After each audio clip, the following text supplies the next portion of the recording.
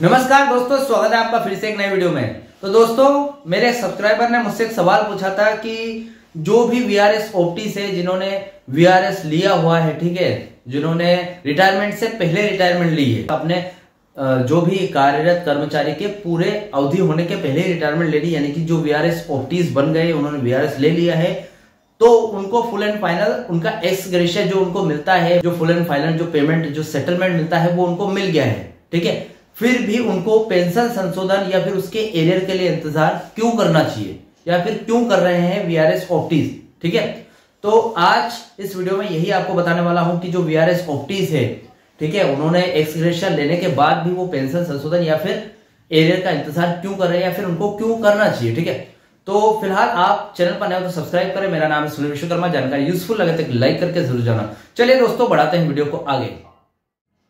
तो देखिए दोस्तों, जो वीआरएस ओपटीज का मामला है, इसके पहले भी मैंने वीआरएस ओपटीज पर वीडियोस बनाए हैं। ठीक है, और वीआरएस ओपटीज का जो पेंडिंग इशू है वो काफी टाइम से चलता आ रहा है। ठीक है, तो यहाँ पर क्या एक्स ग्रेशिया है, कितना एक्स ग्रेशिया मिलता है आपको, पेंशन संशोधन कब होगा, और पेंशन संशोधन से वीआरएस ओपटीज का क्या जुड़ाव है, सारी जानकारी इस वीडियो में आज हम समझेंगे। ठीक है, तो फिलहाल मैं जितने भी वीडियो बनाता हूं, आपको पता है, मैं पॉइंट बाय पॉइंट हर एक चीज एक्सप्लेन करता हूं। ठीक है, फिलहाल पॉइंट के लिए मेरे पास बोर्ड है लेकिन मार्कर अवेलेबल नहीं है, तो इसलिए मैं डायरेक्ट पॉइंट आपको बता के समझाऊंगा। ठीक है, तो देखिए पहला पॉइंट हमारा रहने वाला है वीआरएस पैकेज क्या है, कैसे क्या आपको एक्स ग्रेशिया मिलता है, या फिर वीआरएस ओपटीज कैसे कितने टाइम में जाते हैं, सारा कुछ समझाऊंगा। उसके बाद यहाँ पर सेकंड पॉइंट आता है हमारा, यहाँ पर वीआरएस जो पैकेज होता है उसमें क्या क्या लाभ मिलते हैं आपको, जो पेंशन से जुड़े क्या क्या लाभ मिलते हैं वो समझेंगे। उसके बाद तीसरा पॉइंट हमारा आएगा वीआरएस पैकेज पर न्यू अपडेट क्या है 2025 के टाइम पे। ठीक है, तो ये 3 पॉइंट के मीडियम से आपको पूरी जानकारी आज इस वीडियो में आपको बताने वाला हूं। ठीक है, तो पहला पॉइंट समझ लेते हैं हम, वीआरएस पैकेज है, ये जो एक्स ग्रेशिया मिलता है, कैसे क्या मिलता है वो समझ लेते हैं। ठीक है, बीएसएनएल वीआरएस 2019 को सरल भाषा में एक सुनहरी विदाई या फिर गोल्डन हैंडशेक स्कीम कहा जाता है। मतलब आप कंपनी से जा रहे हो तो आपकी विदाई हो रही है, देखा जाए तो। ठीक है, आप मतलब रिटायरमेंट जब लेते हो तो आपकी विदाई होती है, तो आप कंपनी से रिटायरमेंट से पहले ही जा रहे हो, मतलब 4 साल 5 साल 10 साल पहले ही आपने वीआरएस ले लिया। ठीक है, अब भले आपने अपने स्वेच्छा से लिया हो, लेकिन आपने वीआरएस तो लिया, तो आप कंपनी से विदा हो रहे हो। तो एक हिसाब से देखा जाए तो ये सुनहरी विदाई योजना, गोल्डन हैंडशेक स्कीम कहा जाता है इसको। अब वीआरएस का मुख्य टारगेट क्या है, देखिए कर्मचारी संख्या कम करना सबसे बड़ी बात तो यार, मतलब कर्मचारी बहुत सारे हो गए हैं। ठीक है, अब क्यों कर रही है कम, बीएसएनएल लंबे समय से भारी घाटे में चल रही थी, कर्मचारियों की संख्या यानी कि मेन ऑफ कॉस्ट इसका सबसे बड़ा एक खर्च थी। वीआरएस का मुख्य उद्देश्य कर्मचारियों की संख्या को कम करना है और कंपनी पर पड़ने वाले भारी वित्तीय बोझ या फिर वेतन भत्ते के बोझ को तुरंत घटाना है। ठीक है, अब देखिए यहां पर ऐसा है कि बीएसएनएल के टाइम पे जब अच्छी खासी कंपनी चल रही थी, 2007 से पहले की बात है, और उसके बाद बहुत सारी ऐसी कंपनियां हैं टेलीकॉम में, वो भी अच्छी खासी चल रही थी। इसी टाइम पे मुकेश अंबानी जी हमारे, उन्होंने जियो लॉन्च कर दिया। जियो 4G के टाइम पे, 3G जब ठीक से नहीं चल रहा था और उन्होंने 4G लॉन्च कर दिया, इसकी वजह से बहुत सारी कंपनी बर्बाद हो गई थी और बीएसएनएल काफी ज्यादा घाटे में चली गई थी। तो इतने घाटे में जाने के बाद बीएसएनएल ने सोचा कि यार हमारे पास इतने कर्मचारी है तो उनकी सैलरी कैसे देंगे। अब घाटे में जा रही कंपनी सैलरी तक नहीं निकल पा रही थी, ऐसा सुनने में आ रहा था कि जो भी कर्मचारी उनको 6 से 7 महीने की सैलरी नहीं मिल रही थी, उनकी सैलरी अटक गई थी। ठीक है, तो यहाँ पर कंपनी के जो मेन अधिकारी, उन्होंने सोचा कि यार ये काम करते हैं, हम कर्मचारियों की संख्या को कम कर देते हैं, इससे क्या है कंपनी के खर्चे कम हो जाएंगे। तो उन्होंने एक योजना निकाली वीआरएस लेने के लिए। ठीक है, कि आप अपने रिटायरमेंट से पहले ही रिटायरमेंट ले सकते हो अपनी स्वेच्छा से। जो आपको रिटायरमेंट के बाद जो भी फुल एंड फाइनल सेटलमेंट मिलता है, जो एक्स ग्रेशिया मिलता है, जैसे कि पेमेंट मिलता है, एक मुश्त पेमेंट लमसम राशि मिलती है, उसके बाद कुछ योजना वगैरह भत्ते वगैरह सब मिलते हैं आपको। ठीक है, मतलब पेंशन मिलना स्टार्ट हो जाती है, आप रिटायरमेंट से पहले ही रिटायरमेंट होकर ये पेंशन ले सकते हैं। ठीक है, तो इसके कुछ एक आकर्षित करने वाले कुछ ऑप्शन लेकर आए बीएसएनएल कंपनी। तो ऐसे में क्या है, बहुत सारे कर्मचारियों ने यहाँ पर ये रिटायरमेंट योजना अपनाई है, जो वीआरएस ओपटीज बने, वीआरएस ले लिया। ठीक है, अब यहाँ पर देखिए कम खर्च के साथ बीएसएनएल को पुनर्जीवित करने और परिचालन को अधिक कुशल यानी कि लीन एंड एफिशिएंट बनाने के लिए यह योजना शुरू की गई थी। ठीक है, अब यहाँ पर बात आती है एक्स्ट्रा पेंशनरी लाभ यानी कि एक्स ग्रेशिया क्या था वो देख लेते हैं। यह वह विशेष प्रोत्साहन राशि है जो कर्मचारी को स्वेच्छा से समय से पहले रिटायरमेंट होने के लिए दी गई थी। ठीक है, आप समय से पहले रिटायरमेंट ले सकते थे, यह एक तरह की राशि है। ठीक है, अब यहाँ पर देखिए यह एक मुआवजा था जो कर्मचारियों को सेवा अवधि के नुकसान के लिए दिया जाता था। मतलब आप क्या है कि बहुत सारे कर्मचारी 15 साल, जैसे 15 साल एक के लिए मान के चलते हैं कि 15 साल आपकी सेवा है। ठीक है, उसमें आप 10 साल करते हो और आप सोचते हो यार 5 साल और बचे हैं और मुझे मिल जाएंगे कुछ अपनी सैलरी के हिसाब से, मैं इतना और कमा लूंगा 5 साल में, कैसा ऐसे सोचते हो। अब यहाँ पर वीआरएस कंपनी लेकर आ गई है और आप सोच रहे हो यार मैं वीआरएस ले लूं तो क्या 5 साल बाद जो मेरे को फायदा वगैरह मिलेगा वो इधर मिल जाएगा, डायरेक्ट जो मिल रहा है तो मुझे क्या तकलीफ है। ठीक है, तो उन्होंने स्वेच्छा से वीआरएस ले लिया।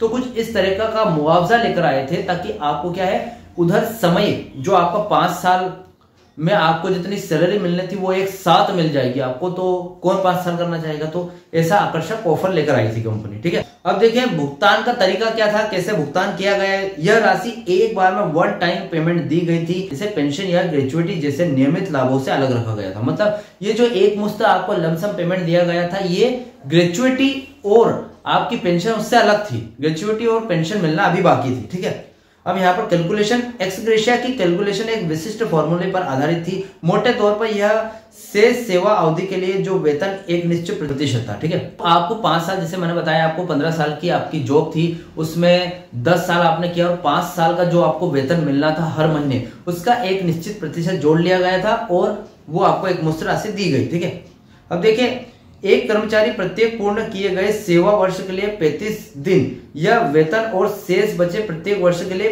25 दिन का वेतन। ठीक है, मतलब आपका एक औसतन दिया गया था कि आपने कितने दिन भरे, कितनी छुट्टियां भरी, उसके हिसाब से आपको एक्स ग्रेशिया दिया गया था। ठीक है, अब यहां पर सबसे बढ़िया बात आती है, ये जो फुल एंड फाइनल सेटलमेंट दिया गया था इससे कर्मचारियों को कैसे आकर्षित किया।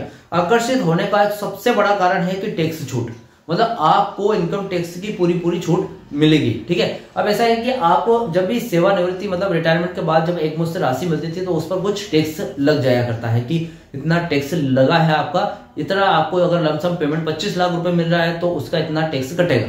लेकिन यहाँ पर ऐसा था कि ये जो वीआरएस जितने भी कर्मचारी ले रहे थे उनको वीआरएस लेने के बाद जो रिटायरमेंट के बाद वाला जो मुआवजा मिलता, मतलब लमसम पेमेंट यानी कि 25 लाख रुपए 20 लाख रुपए जितना भी आपका सैलरी थी उसके बेस पर, तो उसमें आपको इनकम टैक्स माफ हो जाएगा। ठीक है, मतलब इनकम टैक्स बिल्कुल भी लगेगा। सबसे बड़ी सरकार ने इस एक्स ग्रेशिया राशि पर आयकर छूट यानी कि इनकम टैक्स इम्प्लीमेंट एग्जम्पशन भी प्रदान की थी, जिससे यह पैकेज और अधिक आकर्षक बन गया था, जैसे कि मैंने आपको बताया अभी। अब यहाँ पर दूसरा पॉइंट आता है वीआरएस पैकेज के तहत मुख्य अन्य लाभ, जैसे कि एक पेंशन हो गया, ग्रेचुइटी हो गया, इसके बारे में हम बात करते हैं।